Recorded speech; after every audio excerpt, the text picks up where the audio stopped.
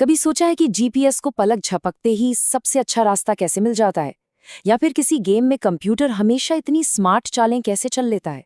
देखिए, इन सब के पीछे एआई की एक बहुत ही पावरफुल तकनीक है, जिसे कहते हैं स्टेट स्पेस सर्च। अब नाम सुनने में थोड़ा भारी लग सकता है, पर यकीन मानिए, आज हम इसे बिल्कुल आसान भाषा में समझने वाले हैं। तो आज का सफर कुछ ऐसा रहेगा। हम एक छोटी सी पहेली से शुरू करेंगे, फिर देखेंगे कि एआई हर मुमकिन कदम का एक नक्शा कैसे तैयार करता है।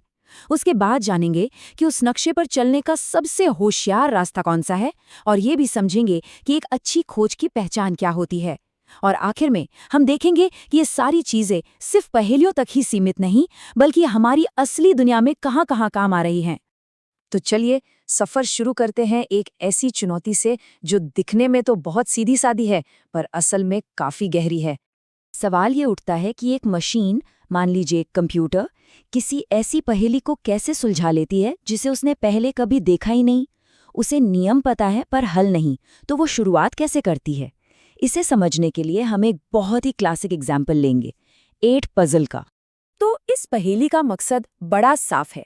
हमारे पास एक बिखरी हुई, उलझी हुई शुरुआती पोजीशन है और हमें इन टाइल्स को बस खिसका खिसका कर एक तरतीबवार सजी हुई आखिरी पोजीशन तक पहुंचाना है। बस यही वो प्रॉब्लम है जिसे एआई को सॉल्व करना है। और यहीं पर एआई का असली कमाल शुरू होता है। देखिए, एआई सीधा जवाब ढूंढने नहीं कूद पड़ता। उसका पहला और सबसे जरूरी काम है हर एक मुमकिन चाल, हर एक मुमकिन पोजीशन का एक पूरा का पूरा नक्शा तैयार करना। तो आइए अब थोड़ा और गहराई में चलते हैं और देखते हैं कि ये नक्शा आखिर बनता कैसे है और एआई की दुनिया में इसके क्या मायने हैं। इस बड़े से नक्शे पर हर एक लोकेशन, हर एक पॉइंट को हम कहते हैं स्टेट। जैसे हमारे 8 पजल में टाइल्स की कोई भी एक खास जमावट एक स्टेट है। मतलब वो जो हमारी शुरुआती बिखरी हुई पहेली थी, वो एक स्टेट है, और जो हमारा आखिरी सुलझा हुआ लक्ष्य है, वो भी एक अलग स्टेट है। और जब हम इन सारे के सारे मुमकिन स्टेट्स को, और ये लाखों या करोड़ों भी हो सकते हैं, एक साथ रख देते हैं, तो उसे कहते हैं स्टेट स्पेस। ये हमारी पहेली का पूरा ब्रह्मांड है। हर वो रास्ता जो लिया जा सकता है, उसका पूरा नक्शा। अब इतने बड़े नक्शे को भला कोई देखेगा कैसे? इसके लिए हम इस्तेमाल करते हैं सर्च ट्री का। कल्पना कीजिए कि ये एक पेड़ है जिसकी जड़ हमारी शुरुआती पहेली है, और उस जड़ से निकलने वाली हर टहनी एक नई चाल को दिखाती है, और उन टहनियों से और टहनियां निकलती हैं, और ये सिलसिला चलता रहता है। तो एआई इस नक्शे या पेड़ में रास्ता ढूंढता कैसे है? इसका तरीका बहुत सिस्टमैटिक होता है, एक जासूस की तरह। वो हमेशा शुरुआती स्टेज से, यानी पहले सुराग से शुरू करता है। फिर पूछता है, क्या यही मंजिल है? अगर नहीं, तो वो उस स्टेज से जितनी भी नई चालें चल सकता है, वो सब बना लेता है। इन नए सुरागों को अपनी लिस्ट में डाल देता है, और फिर एक एक करके लिस्ट में से हर सुराग को उठाता है, और यही प्रक्रिया दोहराता रहता है जब तक कि मंजिल मिल ना जाए। ठीक है, तो अब हमारे पास एक नक्शा है और उसे खोजने का एक तरीका भी। पर क्या हर रास्ता एक जैसा है, या कोई रास्ता बाकियों से ज्यादा स्मार्ट हो सकता है? चलिए अब यही देखते हैं। इस नक्शे पर चलने के मोटे तौर पर 2 मुख्य तरीके हैं। पहला है ब्रेथ फर्स्ट सर्च या बीएफएस, जो बड़ा ही सावधान किस्म का है। ये पहले लेवल 1 की सारी चालें देखता है, फिर लेवल 2 की सारी चालें, और फिर लेवल 3। ठीक वैसे ही जैसे कोई किसी बिल्डिंग में ऊपर जाने से पहले एक फ्लोर के सारे कमरे चेक करे। दूसरी तरफ है डेप्थ फर्स्ट सर्च या डीएफएस, जो बिल्कुल उल्टा है। ये बड़ा साहसी है। ये एक रास्ता पकड़ता है और बस उसी में आखिर तक चलता चला जाता है, जब तक कि दीवार ना आ जाए। फिर वापस लौटकर दूसरा रास्ता पकड़ता है। लेकिन इन दोनों से भी एक बेहतर और स्मार्ट तरीका है ए सर्च। इसे ए स्टार कहते हैं। ये बीएफएस और डीएफएस दोनों की अच्छी बातें ले लेता है।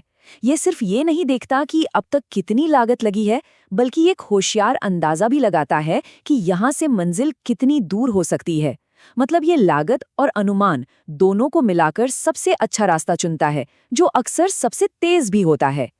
तो अब हम अलग अलग सर्च करने के तरीके जान गए हैं, लेकिन सवाल ये है कि हम कैसे तय करें कि कौन सा तरीका अच्छा है और कौन सा नहीं। मतलब इनको परखने का पैमाना क्या है? किसी भी सर्च के तरीके को जज करने के लिए हम 4 मुख्य सवाल पूछते हैं। पहला, क्या ये हर हाल में जवाब ढूंढकर ही रहेगा? अगर जवाब मौजूद है तो। दूसरा, क्या ये कोई भी जवाब ढूंढेगा या सबसे अच्छा, सबसे छोटा जवाब ढूंढेगा?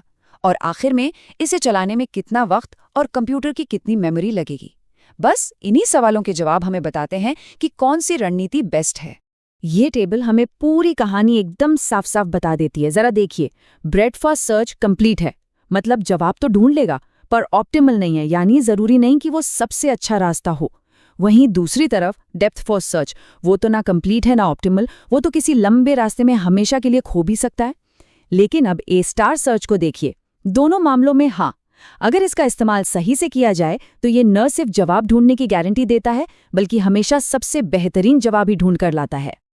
अब तक हमने जो कुछ भी सीखा है वो सिर्फ किसी पहेली या गेम के लिए नहीं है। इसका असली असर तो हमारी रोजमर्रा की दुनिया में दिखता है। चलिए देखते हैं कैसे। असल में ये तकनीक हमारे चारों तरफ है। जब जीपीएस सबसे छोटा रास्ता बताता है, जब फैक्ट्री में एक रोबोटिक हाथ एकदम सही पुर्जा उठाता है, जब वैज्ञानिक डीएनए के अंदर खास पैटर्न खोजते हैं, या जब बड़ी बड़ी कंपनियां सामान पहुंचाने के लिए सबसे किफ़ायती रूट प्लान करती हैं, इन सभी के पीछे कहीं ना कहीं स्टेट स्पेस सर्च का ही दिमाग काम कर रहा होता है। तो इस तकनीक की सबसे बड़ी ताकत है इसका भरोसेमंद होना और सबसे अच्छा हल खोजने की काबिलियत। लेकिन इसकी एक बहुत बड़ी कमजोरी भी है, और वो है साइज। जैसे ही समस्या थोड़ी बड़ी होती है, मान लीजिए 8 पजल की जगह हम 15 पजल ले लें, तो मुमकिन स्टेट्स की गिनती लाखों से बढ़कर खरबों में चली जाती है। इसे कहते हैं कॉम्बिनेटोरियल एक्सप्लोजन, और ये किसी भी कंप्यूटर को बहुत धीमा कर सकता है और बहुत ज़्यादा मेमोरी इस्तेमाल करता है। और ये हमें एक बड़े ही दिलचस्प सवाल पर लाकर छोड़ देता है। अगर एआई किसी भी ऐसी समस्या का नक्शा बना सकता है जिसके नियम तय हों और फिर उसे हल भी कर सकता है, तो फिर वो अगली कौन सी नामुमकिन लगने वाली पहेली है जिसे हमें एआई से हल करवाना चाहिए? शायद नई दवाइयां बनाना, या फिर किसी पूरे शहर के ट्रैफिक को एक साथ कंट्रोल करना। संभावनाएं वाकई में अनंत हैं।